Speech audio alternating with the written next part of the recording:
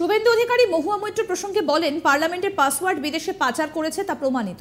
দেশের লোকের সঙ্গে বিশ্বাসঘাতকতাকারীর জেলে স্থান হওয়া উচিত। শনিবার মহুয়া মৈত্রের আলিপুরের বাড়িতে হানা দেয় সিবিআই। এবারে তাকে ফের প্রার্থী করেছে তৃণমূল। আর তা নিয়ে মহুয়া মৈত্রের বাড়িতে তল্লাশির তীব্র বিরোধিতা করেছে তৃণমূল। আর এই প্রসঙ্গেই এবার মন্তব্য করলেন শুভেন্দু অধিকারী। তিনি বলেন, পার্লামেন্টের পাসওয়ার্ড বিদেশে পাচার করেছে তা প্রমাণিত। দেশের সঙ্গে বিশ্বাসঘাতকতাকারী জেলে স্থান হওয়া উচিত। আসুন শোনাই কি বলছেন বিরোধী দলনেতা শুভেন্দু অধিকারী। পর মহুয়া মৈত্র কিশোরের বহিষ্কৃত সাংসদের এবার ইডি দিল্লিতে তলব আগামীকাল। এটা আপনার বলা হচ্ছে যে দেখুন, আমি যে কথা প্রথম দিন থেকে বলেছি, দেশের সঙ্গে যে গরিত অপরাধটা করেছে কোনো রাষ্ট্রবাদী দেশপ্রেমিকের এটা করা উচিত নয়।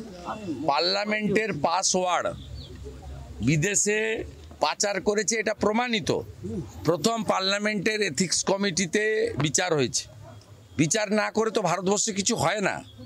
তৃতীয়ত লোকপালে বিচার হয়েছে, সেখানে প্রমাণ হওয়ার পরে লোকপালই সিবিআইকে এফআইআর রেজিস্টার করার দায়িত্ব দিয়েছে।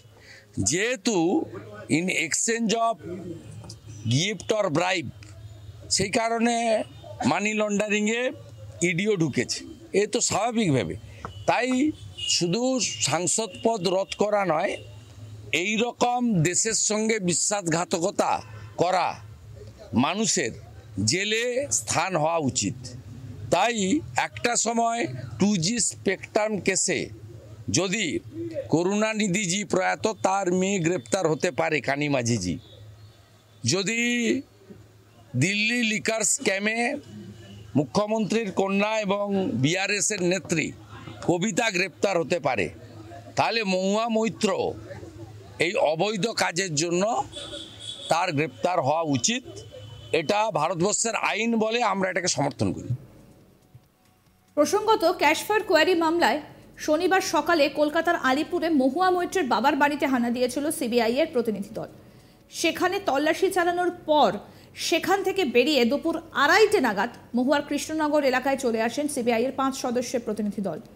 প্রথমে সেখানে হাই স্ট্রিট সংলগ্ন এলাকায় মহুয়া মৈত্রের যে অস্থায়ী কার্যালয় রয়েছে সেখানে তল্লাশি চালায়। গেট বন্ধ করে কেন্দ্রীয় বাহিনীর কড়া পাহারায় সেখানে তল্লাশি চালায় কেন্দ্রীয় তদন্তকারী সংস্থা। প্রায় 3.5 ঘন্টা তল্লাশি চালানোর পর তারা সেখান থেকে সোজা করিমপুরে চলে যায়। আর এই করিমপুরেই মহুয়া থাকেন, সেখানেও দীর্ঘক্ষণ তল্লাশি চালায় তারা। তবে সেই সময় সেখানে তৃণমূলের প্রার্থী উপস্থিত ছিলেন না। করিমপুরের বাড়ির গেট বাইরে থেকে তালা দেওয়া ছিল। সেই তালা ভেঙে সিবিআই এর দল ভেতরে ঢোকেন। তারপর প্রায় রাত 10টা 10 মিনিট পর্যন্ত তল্লাশি চালায়। বিভিন্ন নথিপত্র ঘেটে দেখেন। এছাড়াও আশেপাশের প্রতিবেশীদেরও তার বিষয়ে জিজ্ঞাসাবাদ করা হয়। তবে মহুয়া কোথায় সেই বিষয়ে কিছুই জানা যায়নি। এই খবর চাউর হতেই মহুয়ার অনুগামীরা সেখানে ভিড় করেন। তবে পরিস্থিতি সামাল দেবার চেষ্টা করে কেন্দ্রীয় বাহিনী। দীর্ঘক্ষণ তল্লাশি চালানোর পর সেখান থেকে তারা কলকাতার উদ্দেশ্যে রওনা হন। পাশাপাশি শুভেন্দু অধিকারী অভিষেকের ডায়মন্ড হারবারের কর্মী সভা প্রসঙ্গেও মন্তব্য করেন। কি বলেছেন শুভেন্দু অধিকারী সেটাও শোনাবো। লিড পাবে না, লুট যদি না হয় উনি লিড পাবেন না, উনার বিরুদ্ধে ভোট হবে। কে দাঁড়িয়েছে বড় কথা নয়। আর ওনার মিটিংয়ে উনি আজকে 137 জনকে ডেকেছিলেন।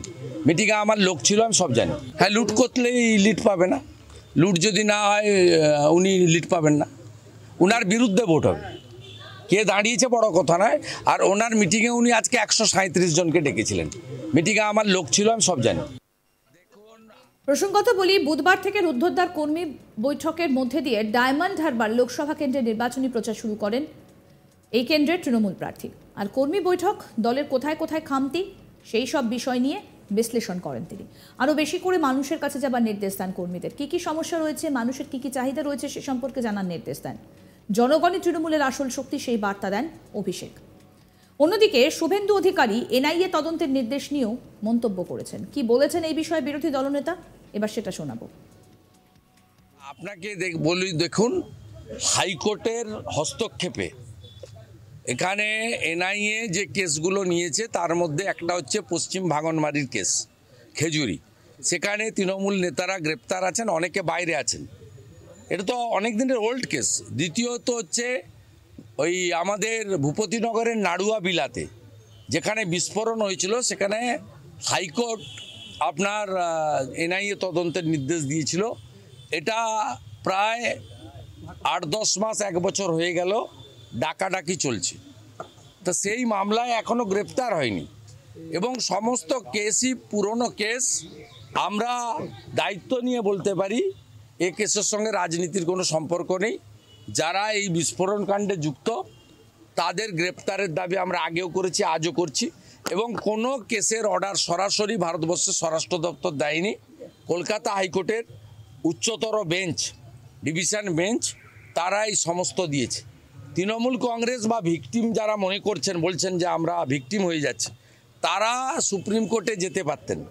যেমন রামনবমীর কেসে রাজ্য সরকার সুপ্রিম কোর্টে গেছিল, হেরে এসেছে। সেই কারণেই ডালখোলাতে 17 জন রাম ভক্তদের উপর ইট এবং পাথর ছোঁড়ারা জেলে আছে। শিবপুর হাওড়াতে 11 জন জেলে গেছে যারা রাম ভক্তদের উপর ছাদ থেকে পাথর ছুঁড়েছিল। রিসরা বাকি আছে, সুপ্রিম কোর্ট পর্যন্ত গেছে। তাই কোনো এর সঙ্গে কোনো রাজনীতি নেই। উল্টে আমি বলবো পূর্ব মেদিনীপুর জেলার এসপি সৌম্যদীপ ভট্টাচার্যের নেতৃত্বে মিথ্যা মামলায় ভারতীয় জনতা পার্টির কর্মীদেরকে 107-এর মামলা কাটা হচ্ছে। আমাদের কর্মাধ্যক্ষ বিরোধী দলনেতা খেজুরি 2 পবিত্র দাস, কাঁথি সাংগঠনিক জেলার সম্পাদক, তাকে মূল মামলায় জামিন করার পরে অন্য মামলায় ট্যাগ করেছে, যে মামলাতে ওনার নাম এফআইআর নেই। আমাদের শিডিউল কাস্ট ছেলে, যুব ছেলে, আমাদের ভূপতিনগরের পঞ্চায়েতের মেম্বার দেবনাথ ভাই, তাকে জামিন করার পরে ময়নার 2022 সালের কেসে ট্যাগ করেছে। আমরাও আগামী সোমবার কলকাতা হাইকোর্টে এই এসপি সৌম্যদীপ ভট্টাচার্যের বিরুদ্ধে, তার পুলিশের বিরুদ্ধে আমরা একাধিক রিট করতে চলেছি।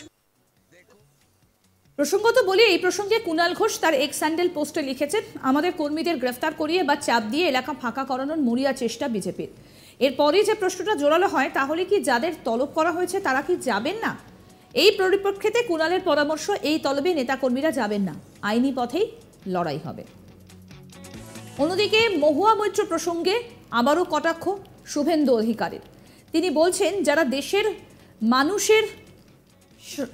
মানুষের সঙ্গে